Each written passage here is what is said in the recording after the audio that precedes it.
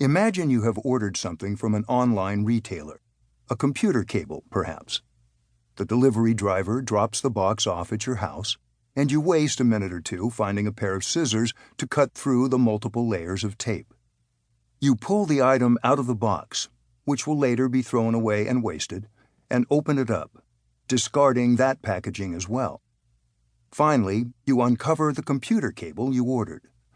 But alas, after wasting several minutes trying to get it to work, you realize it's the wrong one. You waste more time figuring out which cable you do in fact need. You then waste time repackaging the cable and initiating a return online, which takes a few more minutes. A delivery driver picks the box up from your home, and it is flown back to some return center where yet another person opens it, credits your account, and either sends the product back to the manufacturer or throws it in a bin of returned merchandise that might be purchased by another company, which will then have to sort through it all, classify it, and try to sell it.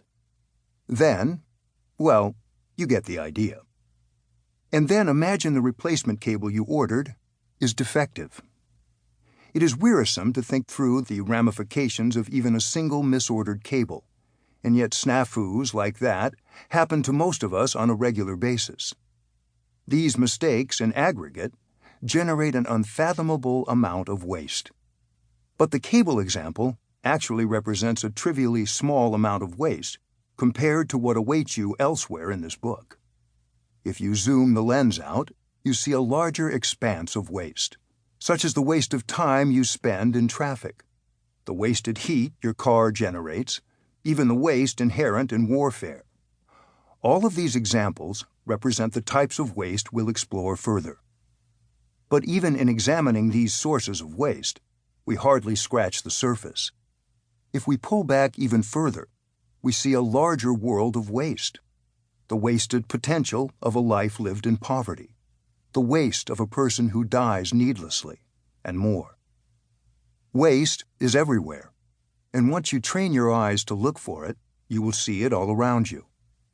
The next time you fill up your car with gasoline and inevitably drip a few drops on the ground, you will recall that collectively, these drops add up in volume to an oil spill the magnitude of the one from the Exxon Valdez.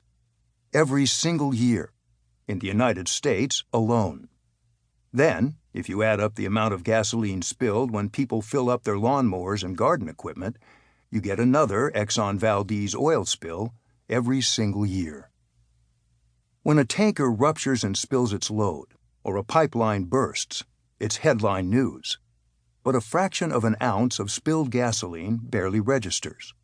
Sure, we recognize a small loss, but we never really think about how all the waste and inefficiency in our lives add up, and what it all means ultimately.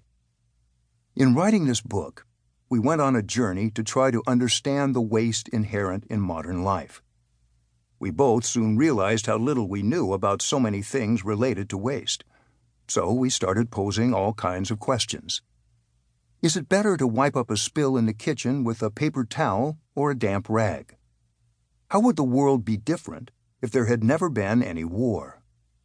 Does the money you save buying bulk goods offset the amounts of those goods that spoil?